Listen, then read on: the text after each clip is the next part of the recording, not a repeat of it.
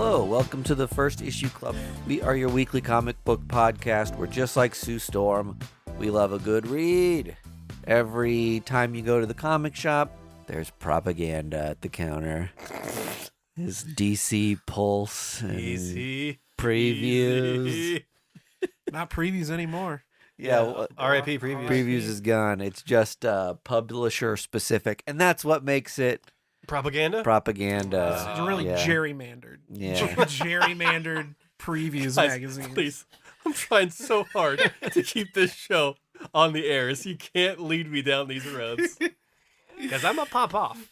I'm not going to pop off. Well, hopefully you're still supporting your independent comic books and doing your due diligence to make previews for yourself by going online and reading about what comics are hitting final order cutoff, so you can still subscribe to these books that you no longer see in your previews magazine from our indie friends. I wish there was a YouTube channel that was just like late night TV commercials, but for new comic books that publishers wanted you to know about. Just like, I need a live YouTube channel constantly going of just like dorky commercials of like, October 3rd comes Superman Saving the World by Ed Brubaker. Like, this is why people are kickstarting things instead of going direct to publisher, because you can make the case for your comic Yeah. and make some money on it 12 Angry Minute.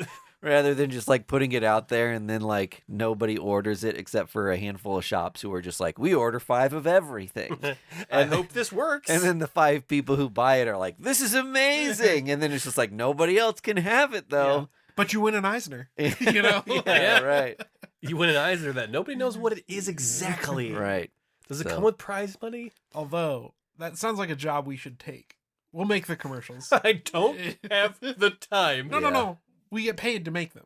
Okay, if it becomes In my this full-time scenario. job, Yeah. I said it's a job. It's a job we talk. should take.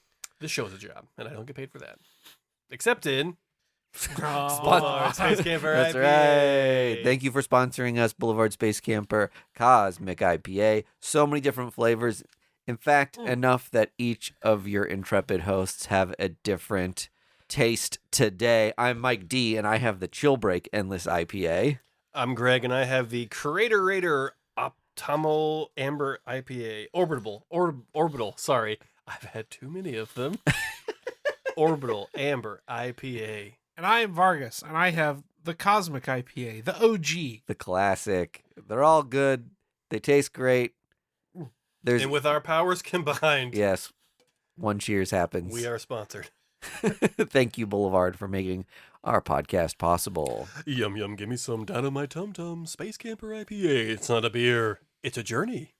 This week, I went online and I Whoa! said, yeah, that's right.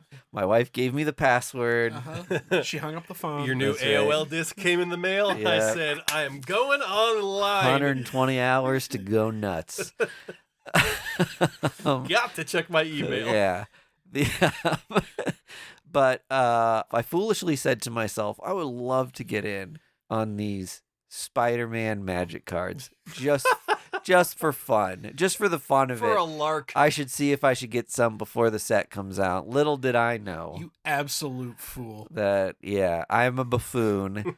You think you could just buy Magic the Gathering cards? What drives me nuts is What is this, Monopoly?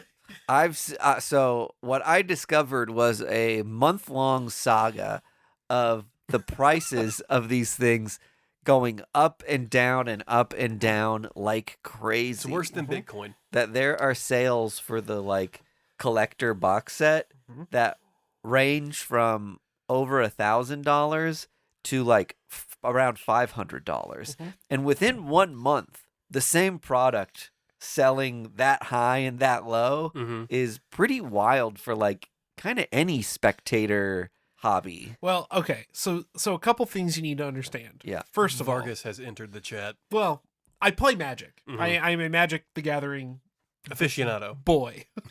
Partaker inner. Yeah. So pre-release happened on Friday. So anything before last Friday, the price is going to be as high as it can possibly be because No one can get it. nobody can get it. Pre-release happens, and pre-release is like it's a release in local shops before the set is like released to the general public. It's like a party. Target or Walmart or something. It's like how you would go to Borders at midnight to get the new Harry Potter. Okay. Yeah, it sort of is that. So what shops are encouraged to do, they have pre-release kits that have like 5 booster packs and a little dice. And the idea is that you buy this pre-release kit for like $30 or so. And then you rip open your booster packs, you make a little deck, and you play. It's like shops are supposed to have an event for this pre-release, right? Okay. Sometimes you get like a little pin. Yeah, you get, or you like win cards, and like they're supposed to make it like a little tournament, right? It's to build hype for the set. Okay. This set needs no hype, right? Yeah, sure. The last thing this set needs is more hype help. Yeah, exactly. Yeah. So I think it's next Friday as of this recording. It might be tomorrow, but it's either tomorrow or next week is actual release. So the prices that you're seeing, if they're up at like $500 or something, they might stay there or they'll go down. They're not going to go back up. Yeah. So when you can't buy them at Target anymore because of those scalpers that hit the shelves before you do. That's absolutely true. But to your point in the Discord, singles are the way to buy this product. Yeah, right. You could probably go to Pulp Fiction, my local shop in Lee Summit, and like order through them too. Like, because they're going to have a ton of packs and stuff. And you could probably just email up there and be like, can I reserve a couple packs? Like, how does this work? That's one thing I don't necessarily understand about it is there is obviously a manufacturer's suggested retail price on these things. The like collector boosters, the box is supposed to be $40. And this is the thing that's selling for like $500 to $1,000. Oh, so is it the gift set? That's I don't know. There's like some white box that's called like collector booster. Okay. And, okay. So and that's the thing. Like the ETB.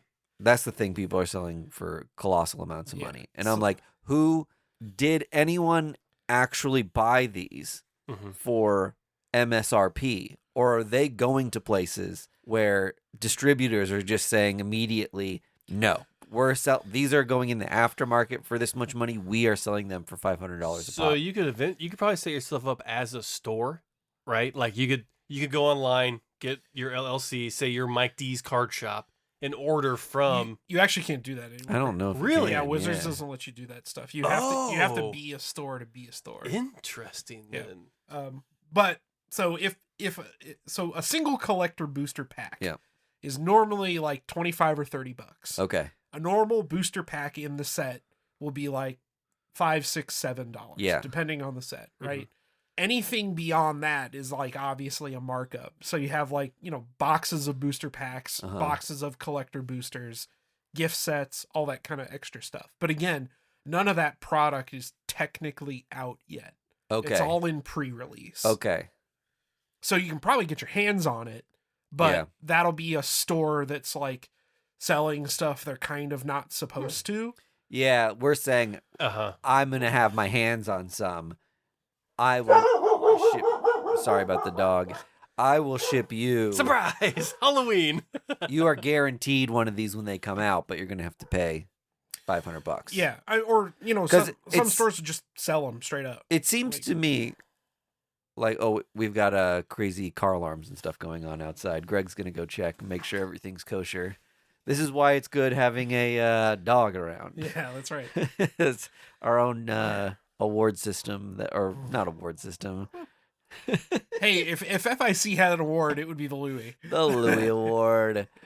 A warning system, security system that only costs as much as a bag of kibble every month and a haircut every now and again. That's right. And all the love you have. And all the love I can give. But there's been too many things lately that I think are ruined by just like the inaccessibility of them. Like, it's just supposed to be a fun hobby that people can partake in, and it seems like I know Pokemon is one of these things where like it's for kids, but like even blue collar adults can't afford this hobby. Like it's out of control, and somebody's got to do something to like normalize some of this stuff. I think we can pinpoint it to COVID. I mean, for sure. Yeah. because that was the way that people were just like, oh, I can make a ton of money off of this. And then instead of just like the market correcting itself, it essentially has doubled down. And the secondary market is just like, no, we run things here.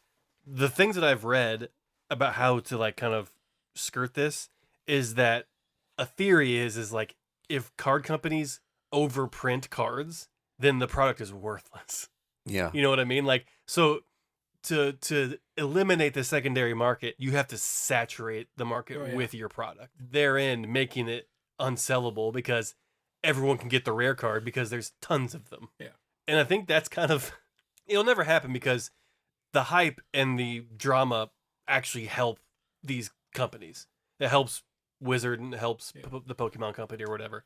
But if they really wanted to screw over and kind of like course correct back to normalcy, they would just flood it with just stuff. I don't understand, especially with Magic, why we can't have like both, because they already have a distinction between like the general set of cards with a standard booster pack and like the high end stuff with a collector booster pack. Like if you want to print 4 collector booster packs and have them sell for $4 million a piece, who cares?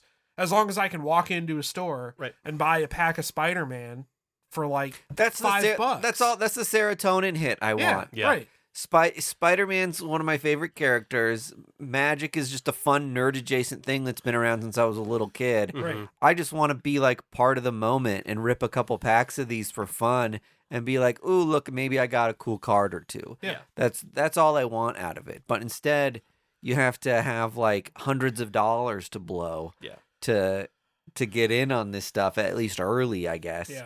But it makes you wonder, like, well, and we're already seeing this with baseball cards, where like the little boxes that used to be like $10 for 8 packs of cards are now $40 for 8 packs of cards. And it's like, as soon as you open them, they're worthless. 99% of the cards are worthless. Yeah. It's because Joe Schmo has decided that this is a career choice for them. It really, it is like people making a career out of reselling stuff and being an influencer where like I'm opening these on Instagram. Yeah. That if you're buying a box of cards that is costing between $40 and $100 for like just a handful of packs, I mean, I guess if you can monetize that in some way, I guess do it, because otherwise you're like, it's like lighting money on fire to some extent. If you're doing it for value or for like chasing something rare, you can buy the rare card on eBay for most of the time for like half the cost of the box that's probably not going to have it in it.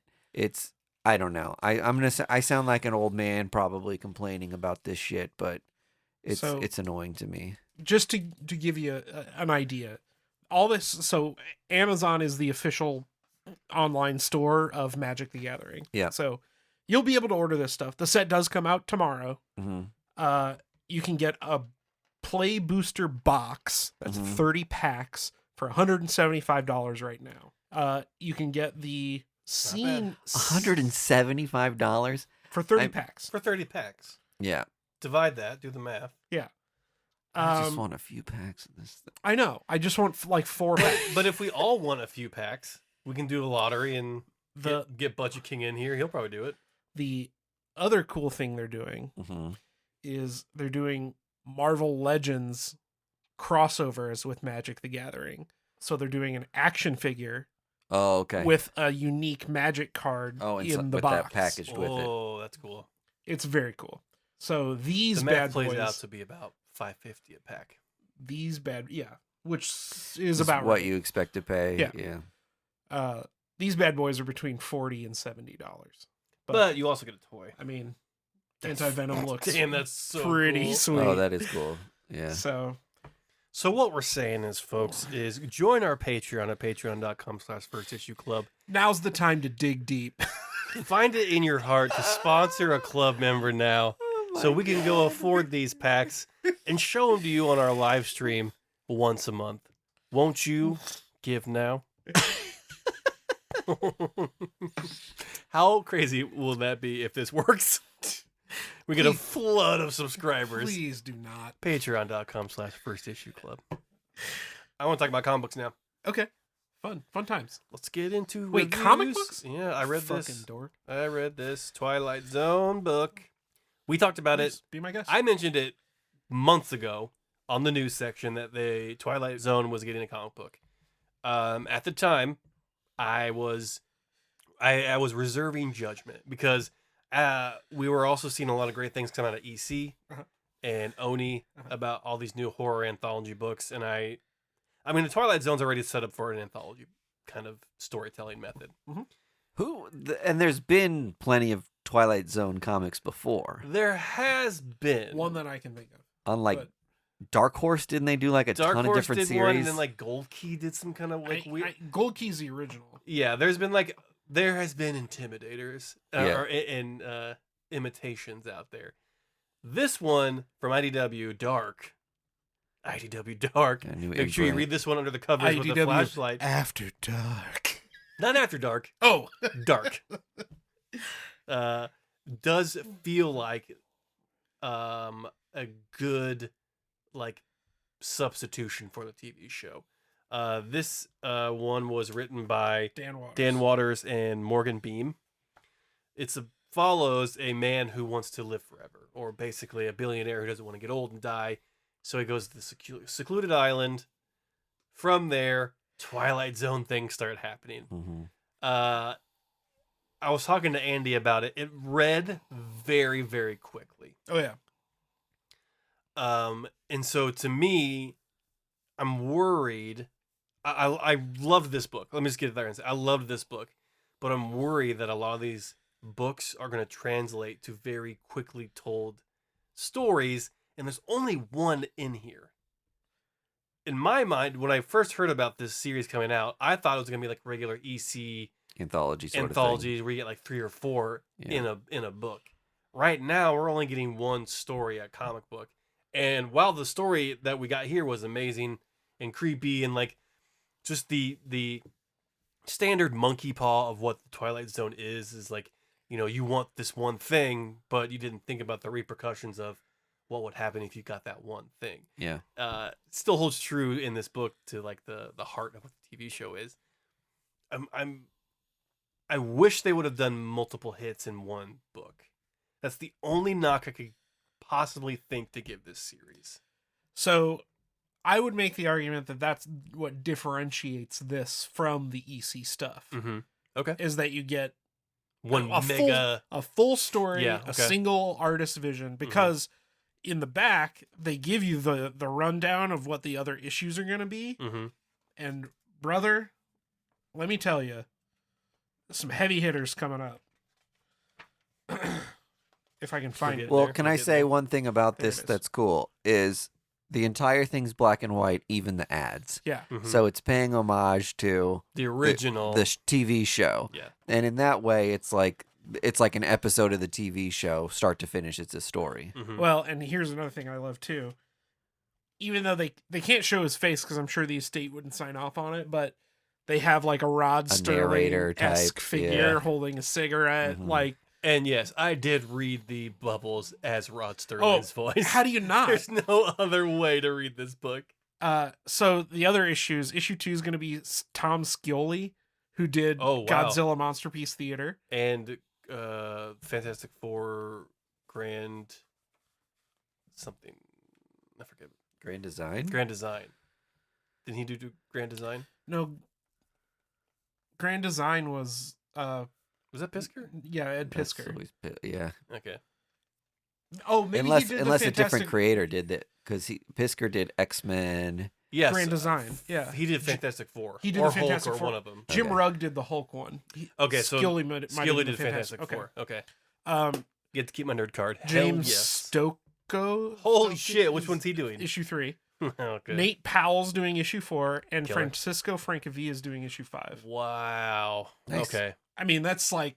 No, and like I said, I loved this book. I thought it was great. I loved the series when it was on. Like that's one of my comfort shows. It's like timeless, weird creepypasta stories told by Rod Sterling. I guess maybe I just misinterpreted what the book was going to be, because the only reference I had for it was like those EC creepy 3 stories in a book kind of thing. I mean, it's a formatting preference. Like you could take the first 5 issues of this, chop them up, and stick them in 5 books. Do it anthology style. But I like the idea that if this book goes beyond 5 issues, even if I'm not picking it up, if I'm like, oh, I want to pick up Twilight Zone, you can pick it up and you get the whole thing. That is nice. Now that you mention it, that is kind of an easy way to just like jump in and out to where the hell if we want. Yeah. Assuming it goes, past 5 issues, whatever. Do we know if they're going to sequentially number this, or everyone's going to be presented like issue number 1? Because this one says the Twilight Zone blanks number 1. Yeah, I mean, it's number 1 down there. They do list issues numerically, issue 2, 3, 4, 5. All right, yeah. Yeah, I loved it. I same, yeah. I mean, top to bottom, it was exactly what I wanted. It didn't strike the like. It was so different from the stuff that EC's doing, even in their like sci-fi stuff, right? That it felt totally fresh. I did distinctly remember reading this, wishing that they would somehow figure out how to do a X-Files comic book again. God, every time they do it, it just seems so muddied down with previous history. Yeah. That they just need someone to get in there and just streamline that fucking... I have a lot of hope for the Supernatural comic that Greg Pak is doing. I didn't know that was a thing. Yeah, I think that's going to be that, like, hole in your heart that you might be missing. Okay, I'm on board for that. I'm jazzed about it. But, yeah, Twilight Zone was awesome. You're going to say something, Mike? I don't think I was. Okay. Maybe I was just reading your mind. I'm so in tune to who you are. It's like, normally we should hear Mike's voice right now. I do want to cover a book real quick. It's going to be a short one. I'm going to let you cover whatever books you want to read. I read Viking Moon out on Image Comics by Joe Puret and Marcelo Frizen. We're Vikings on the moon. There we go. Say it again. We sing a wailing tune. You may be thinking, is this Vikings on the moon? Nay. This is a historical, accurate, fictional tale of when the Vikings came to America, led by Leif Erikson's journals and maps, and interacting with the native cultures there, but suddenly finding out that the main antagonist that they're going to have to fight over to get any kind of land stake in America is werewolves. I love that. And it is the most non-cheesy premise for a book. The turn comes at like the last 3 pages of this thing and fucking flipped me out. It was so sick. Cool. And these things look like just monstrous looking beasts. And it's bloody. It's wild. It is, I can tell already, not Mike D's cup of tea. What do you think about that premise, Mike D? Real thinking man's comic. Join the excitement boys on this side of the table. It is... It's a lot of fun. Yeah. I'm excited to read more. I went into this book completely blind, obviously. But, wow. If you're looking for something just kind of bonkers with a lot of fun being thrown in your face, Viking Moon. I like how Greg and I get excited about the comic books where it's like 2 kids take their favorite action figure and make them fight each other. We get jazzed about that. It's awesome. But Mike D's just like, I want to know what's going on in that action figure's mind. Right, yeah. What is it thinking? Which is like why we have this show. That's right. You keep us grounded, Mike. The guy who's about to cover Batman. Talk about Batman. Detective Comics, thank you very much. The thinking man's Batman. We really are the Ninja Turtles of comic book personalities. Like, you're Michelangelo or Donatello or Raphael.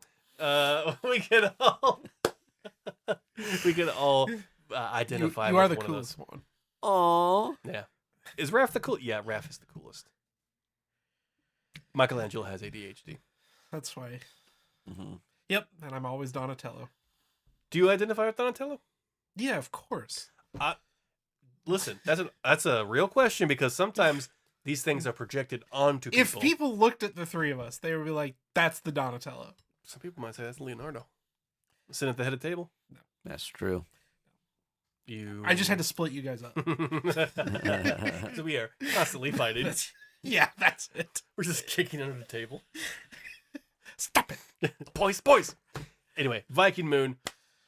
Go check it out on Image Comics. Blast. If you're a Greg or an Andy. Right. Yeah. If you're in a Greg or an Andy mood, talk about Detective Comics, Mike. Okay, so you may say to yourself, this isn't a first issue, but I say to you, fuck you, this is my show. 1100 in first issue. Which Detective Comics and books like it that stick to what's right and what's good with serialized numbering. Oh my god. Man yells at cloud. Yeah. They don't get the benefit of the first issue club bump often. Sure. And so Yeah, because a comic that's in its 1000 needs our help. let's pay it forward to little old Detective Comics. Ever heard of it? Ever heard of A it? grassroots operation. And, promote a little guy named Tom Taylor. Oh, he's with, writing that? I think so, yeah. Wow, hell yeah. But this is a new, when they broke off another hundo, they said, Crack off another hundo. let's do a jumping on point for fans. And this is, hey, if there's ever been an accessible issue of Detective Comics, it's this one. It starts with like a flashback from like The first 1000, leave them. yeah, that's right. First 1100, leave them. It starts with a flashback, and you get like a quick vignette of a time Batman kicked a guy's ass, and then Take your pick. and then we have this like big mystery. There's like a boat at sea that's been adrift, and we discover a bunch of dead people on it, and there's some sort of zombie-like affliction that is like killing them off. But so like everyone on the boat has died different ways at different times. Are you telling me that I missed not only a Viking werewolf book, but a Batman zombie book in the same week? That's right. So Sorry, brother. That's why we have this show. at the end of this, we find out that there's like one crew member who is like barely hanging on to life, and it's a child. And Batman takes the child to Mr. Terrific and is like, We're running out of time. What can we do? Can you make it into a Robin? And Mr. Terrific determines that it is a kind of like mind controlling virus, and that Batman has exposed himself. Of course he has. So he is now To the virus. not to the child. Yes, right. That'll be a different book altogether. Tom! So you've got Bruce in isolation, which is a really interesting way to start a Batman adventure. Sure. He's not going to be able to go anywhere or do anything. Maybe he's going to solve it straight up, He's fucking From bored. jail. straight up detective style In sweatpants in watching a Netflix. cell. But one of the things that I think was interesting that they might have set up is a new villain, because in that flashback, if eagle-eyed readers I am the COVID-19. Oh, God. will have noticed that there was a son left behind when he busted this like villain, and the whole thing, he's like, I strike fear into evildoers, and that's his mission. But as a side effect, he's also struck fear into this child who's an innocent accessory, right? And so it's like, yeah, he's doing the job of striking fear into everybody, not just those that are evil. And I suspect what we're meant to like believe anyway at this point is that this son grows up fearing and resenting Batman as an ideal and takes it upon himself to like strike fear back at this idea of Batman and this mass murder and this setup to potentially infect Batman on purpose was perpetrated by this kid. Huh. So there's an interesting play here with the origin of Batman and the philosophy of Batman, having that potentially have birthed a new villain that we're going to see for the first time in the next handful of issues. So, only took him 1,100 issues to get to a new villain. That's right. It's been Joker for the entire time. But and they finally broke up. This is a big recommend for me. It was a breezy read that like tonally is right on for Batman and Detective Comics. If you don't read Detective often, it is a little like wordier and a little more on the detective side than your typical Batman comic, which is a little more superhero-y, like hanging out with Superman, sort of a comic book. Big shoes to fill. Following up the Rom V. That's right. Run. Is this the first Jorge Jimenez, or is it still Dan Mora corner boxes? I don't know. They're all Jimenez. Oh, they're all? I think so. I thought Dan point. Mora did some. Okay. Yeah, I'm not sure on that. I don't know if that was a Batman thing or if like Janin is doing corner boxes on his own books. No, I think Jimenez is doing all the Batman stuff. All the Batman stuff. Okay. Interesting. I love it though. I just love that little feature that they're suddenly putting in. This is a throwback to like a bygone era that I really love. Yeah, gotta love corner boxes. You have to. As much as I am a Marvel guy, I love the changes that DC has made to their covers over the past couple of years. Like the minimalist barcode, but the variants all tell you who the artist is right by the barcode. God. So you know where to look. If it's a ratio, it tells you right there. Mm-hmm. Like, you know how many more X-Men issues would be like straight up classic covers if it weren't for like the 15 logos they cram into them? Like it's just like massive title logo, huge subtitle logo, part 1 of 7 on like out of blah blah blah. Like there's just so much crap on those like Jim Lee era covers that like it just takes the piss out of the art. I wish they had stuck with the stuff from the Ed Brubaker run, where it's like kind of corner box styled, but it gave you like the title of the arc and then part whatever of whatever. But it was all right there in one little like area where it was like information corner and then reserved for this. Yeah, we're not gonna litter your art with a bunch of other shit after the fact. Bring back the corner box. Give me all my information in a corner box. I liked what the Dark Knight did. They actually had like a banner at the bottom, like that explained like you're reading like Husk or something, or like or like, do you remember like the Dark Knight books from the 90s? Who wrote those? A ton of people. Oh, you're talking Legends of the Dark Knight. Legends of the Dark Knight. Oh, yeah, sorry. All right. I'm sorry. Like I'm with you. And like Omen, like they had like their own like shaman. They had their own like personalized strip at the bottom, which let the artwork kind of breathe. Yeah. That's what I really loved. Yeah. Sorry. You got it out. No, that's all that matters. All right. I'm with you. One. Yeah, it was kind of like the title was at the top, and then the book stuff was all at the bottom. I'm with you. I'm with you. All right. Okay. I'm not crazy yet. I liked Viking Moon. Vargas and I also read Ultimate Hawkeye, #1. I read it so fast. So did I.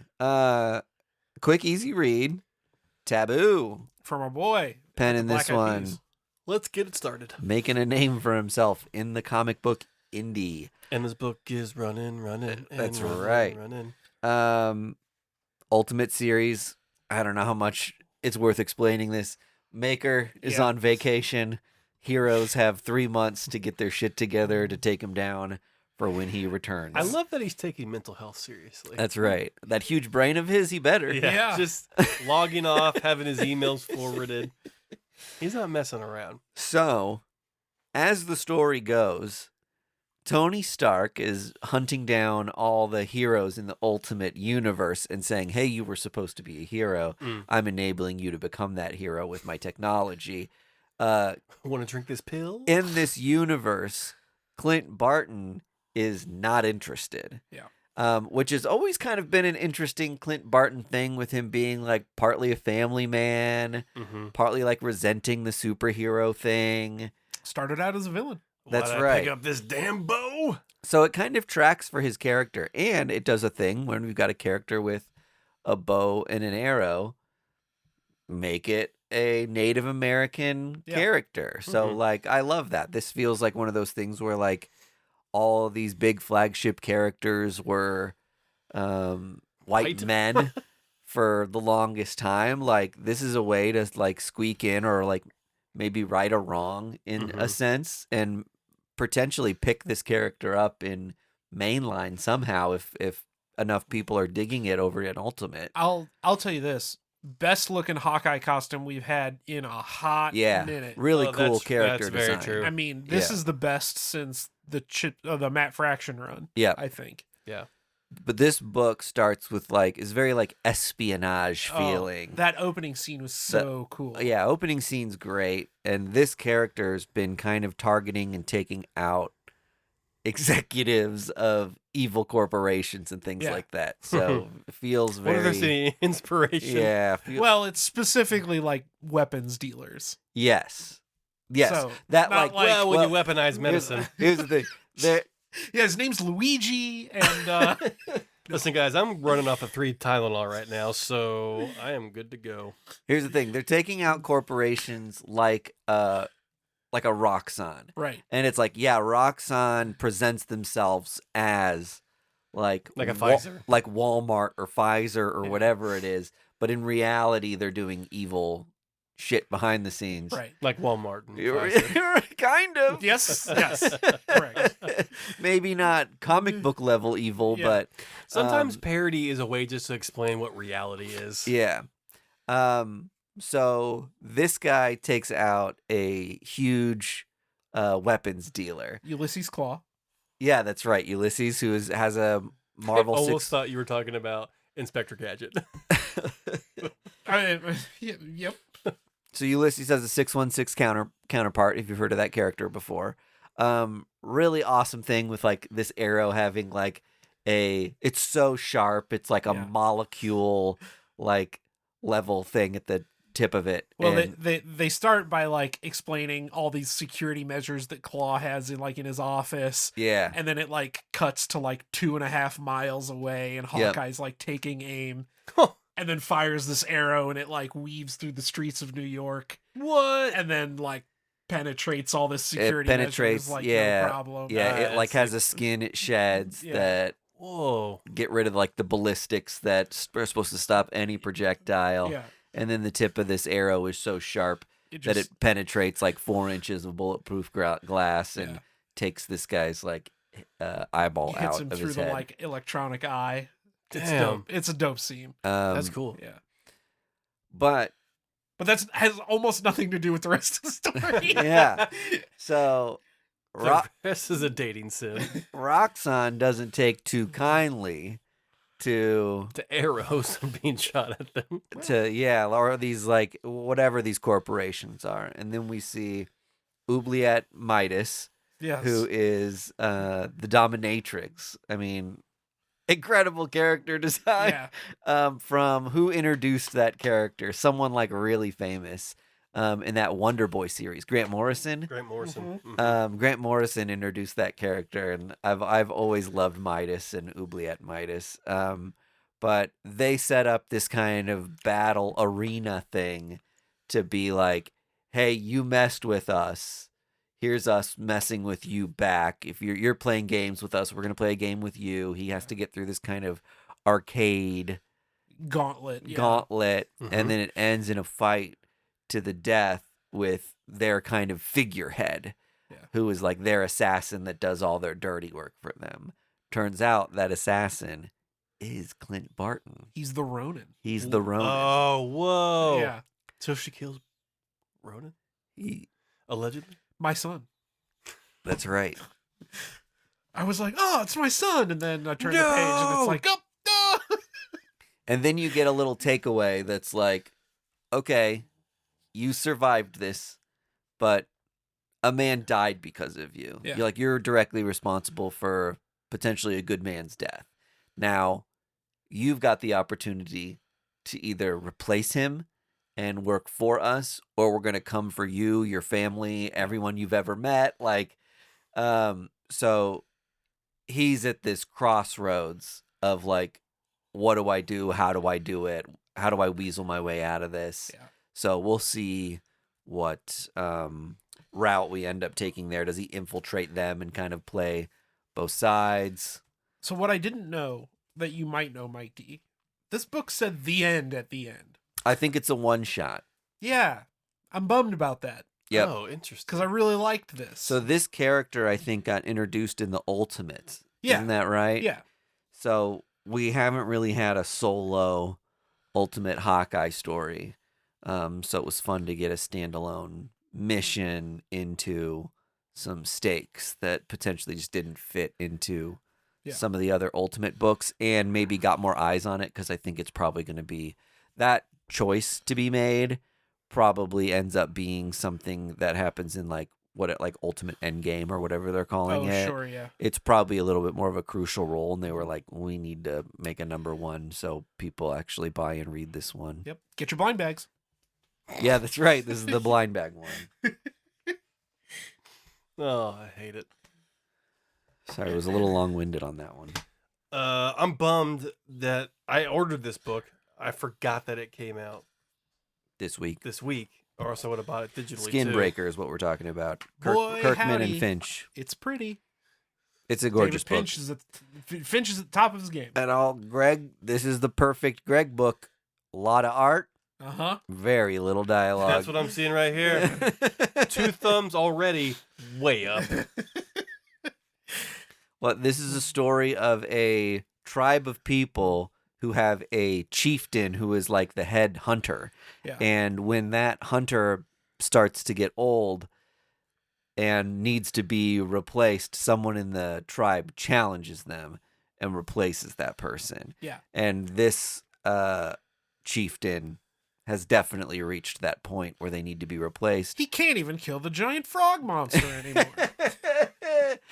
I had the And same situation with my dad long ago. He yeah, couldn't rip open the frog's mouth. Dude, I'm telling you, our president can't even rip open a giant frog monster mouth. Or go up an escalator. but the guy who's like loyal and good-hearted and should be It's his son, right? it might be his son. The guy's on the hunt with him. Yes. I thought it was his son. It's Okay. son-like. Son-esque. Yeah. At least his heir. Yeah, that's Either right. way. He wants this guy to take his Yeah. place. But he's got too much reverence for this man and what he's done for them that he isn't willing to challenge him to take his spot. He thinks he's got a lot more to give still. But then we encounter a scenario wherein someone else is saying, hey, I'm going to challenge this guy instead of you. And then we're going to end up in a situation where some aggro shithead is running the tribe instead of... It's Lion King. Yeah. Almost literally. Sure. Because the guy the evil guy has literally a scar on his face. The Skinbreaker of it all. Do you want to try to explain that? So here's what I understood. These are I'll call them orcs or elves, Yeah. fantasy creatures of some ilk. Mm-hmm. And their rite of passage ceremony, when their kids become of age, they are sat around, like a semicircle, and the chieftain has a sword called the Skinbreaker, and he holds it up to this totem, and it shines light through it, and the light hits the kid, and it makes their skin break. Mm-hmm. They kind of look like scaly or something. Yeah. And when the light hits them, it like burns it off or something, and then they look like the rest of their clan. Yeah. And they look like an orc elf thing. So that's like the ceremony. Yep. And part of the drama here is that the rightful heir guy has a son who Is getting his- older and older. His skin should have broken his- several years ago by now. yeah, his skin just won't break. Yep. And at this ceremony, his skin still does not break. So it's sort of a public humiliation, like, His lineage is weak. yeah, that kind of thing. And then Scar, whatever his name is, his son is like, it's like he's 1 year old or something. Yep. It's the first time he's been at the ceremony. He's not even supposed to be there. he demands that his son go through the ceremony, Yep. and his son's skin breaks, and everybody's like, "Oh, look at the kid, Yeah. so strong." And then Scar challenges Mufasa to the combat. He's even holding his kid out just by a leg. Yeah. Like a real psychopath. Yeah. You So can yeah. tell he really loves his kid. This is a lot more Game of Thrones than I guess I should have anticipated that, given that it's coming from Robert Kirkman. Mm-hmm. But I was kind of anticipating a swords and sorcery like slash 'em up. Yeah. But it wasn't that.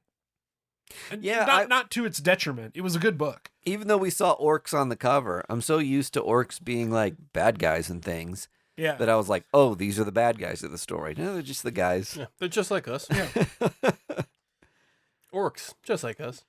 And again, some awesome art. I mean, David Finch does not miss. Yeah. I mean, it's incredible. Just looking at it, you're Yeah. like, how long did this take Yeah.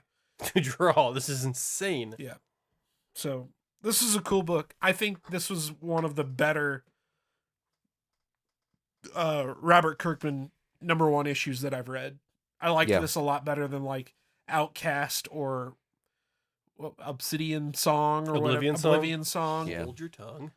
I liked this better than that. I'm not saying they were bad. I just like this better. This one catches you right away. Yeah. It's like straight to the point. I understand the stakes. Right. There aren't so many characters introduced. There's not like a huge backstory here. Yeah. Mm-hmm. Like you get it and you're invested. Yeah.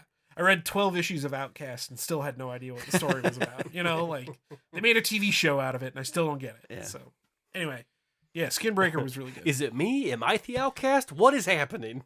I really wanted, so I rolled my eyes pretty hard at the fact that they did a treasury edition like the day one that this book came out. Oh, like, yeah. Like an oversized $15 Mhm. version. You see the art and you're like, oh, I get it. Exactly. I really wanted to flip through it, Hmm. but my shop didn't have any of them. And they also did, like they did the die cut face mask cover for Battle Beast. Uh-huh. They did the same thing with the Was that this one? yeah. Yeah. So this might be a new thing moving forward with Kirkman #1s. Is like they all have the face mask. Yeah. That's funny. Yeah. Surprised there wasn't a blind Mhm. bag. Yeah, totally. Yeah. Anyway, Skinbreaker, very good. Shockingly good, I'll say. What else did you read, Mike D? That's it. What else did you read, Greg? I tried to read Battle World, and that isn't a Death Note. I didn't know that it was a harkening back to the original series, being told now with a lot of fun Easter eggs in there. Once I understood that and reread it, it was pretty fun. But don't go into this book thinking that it's like Happening now. a new fun jumping in point. Yeah.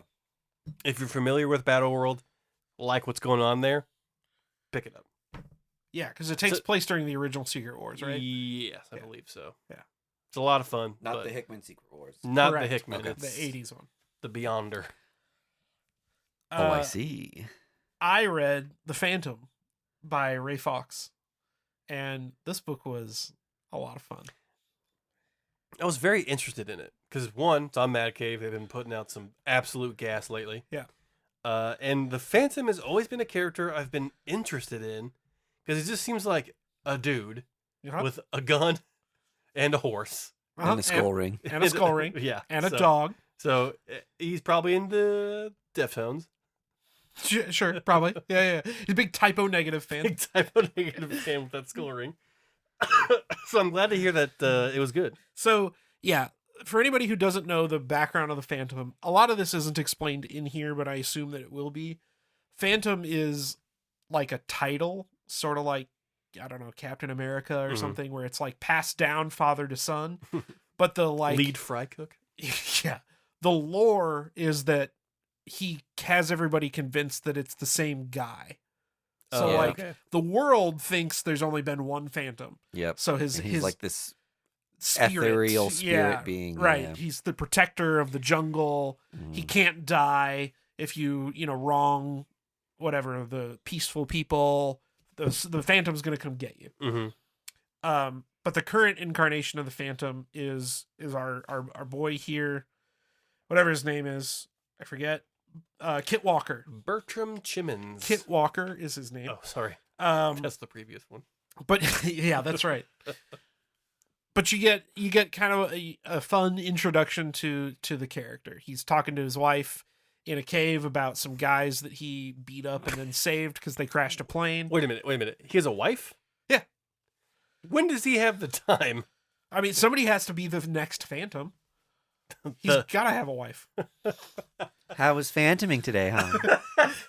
That's Same shit, different day. okay. You say that as a joke. That's sort of how this comic book starts. Yeah. She's Pulls like, up to the cave. She has like all the purple suits on the line from the laundry, just air drying. seriously though, she's like patching him up, and he's like telling her about these plane crash and these guys that he had to beat up. I gotta change the oil on the horse later. It's just kind of sticking in second gear. So, as the book continues, we get introduced to the Phantom's arch nemesis, Asif Singh, who is the leader of the Singh Syndicate, I think is their name. But they take over this village that he has sort of, the Phantom has like befriended. So he has to like... Play the political game. No, he has to like punch guys and stuff. But Oh. That's sort of where the book ends, is that the Singh Syndicate has taken over this village that the Phantom has like kind of adopted as his hometown. And the Phantom's got to make sure that none of these guys die. Okay. So it is, I mean, it's very pulpy. The Phantom started out as a pulp comic. Yep. So, but Ray Fox is a storied writer, very talented guy, hit the nail right where it needed to be, right between sort of the pulpy throwback and a modern comic book for modern audiences. You don't need to know a lot of Phantom backstory to like get into this book, which is nice because some of these like throwback characters, Yeah. you Carry get a lot of baggage. a ton of baggage. And you feel like you gotta pay homage to them too much. Yeah. And that keeps them stuck in a time sometimes. Yeah, exactly. But Ray Fox doesn't like bog you down with a Yeah. lot of those like details and throwbacks and like whatever. Also, shout out to Freddie Williams II, local boy. Yeah. Did the cover. Did the cover. And that's the black and white variant that I got. So Yeah. It's a cool book. I mean, Madcave is kind of killing it. This was one of their free comic book day offerings. Yeah. And I'm surprised to hear it doesn't sound like they reprinted any of the free comic book day story in this, which is kind of the case in Standard most of these fare. things. Yeah. Yeah. Yeah, so the That free you get like comic- an expanded version of the free comic book day issue. the free comic book day issue kind of gave you more of background about like what is the Phantom. Yeah. And right. this was more like, now here's the story. Yep. Which sure. is the That's way a good I prefer That's a it. good way to do it. That's yeah. exactly what I want. Mhm. Like, I want a free comic book day issue to whet my To appetite. be a primer. Yeah, to be a primer. That's exactly right. So, yeah, Phantom is very cool. I'm really excited that this was a good first issue because I love the Phantom. I legitimately love that movie from the 90s. And Who was that? the bad guy from Titanic. Yes, something's on. No, Yeah, Steve Steve Zahn. Zahn. not Steve Zahn. Damn it. Although, how incredible would Steve that Zahn be? is the Phantom. Steve Zahn as the Phantom. What's going on here? The Phantom is also after the Coeur de la Mer. I think we have an episode. Billy now. Zane Billy Zane. was the Phantom in the movie. Zaniac. Yeah, I'm a complete Zaniac, so I'm surprised I didn't know who it was. Okay. Thanks for listening, folks. We'll see you next time. Bye. First Issue Club podcast is brought to you by Boulevard Brewing Company, the people responsible for our favorite drinks, the Space Camper Cosmic IPA family of beers. Our show is edited and produced by our hosts Mike DeStacy, Greg Lichtig, and Andy Vargas. You can find us on social media at First Issue Club, and you can join the supporters who keep our humble podcast going on our Patreon at patreon.com/firstissueclub.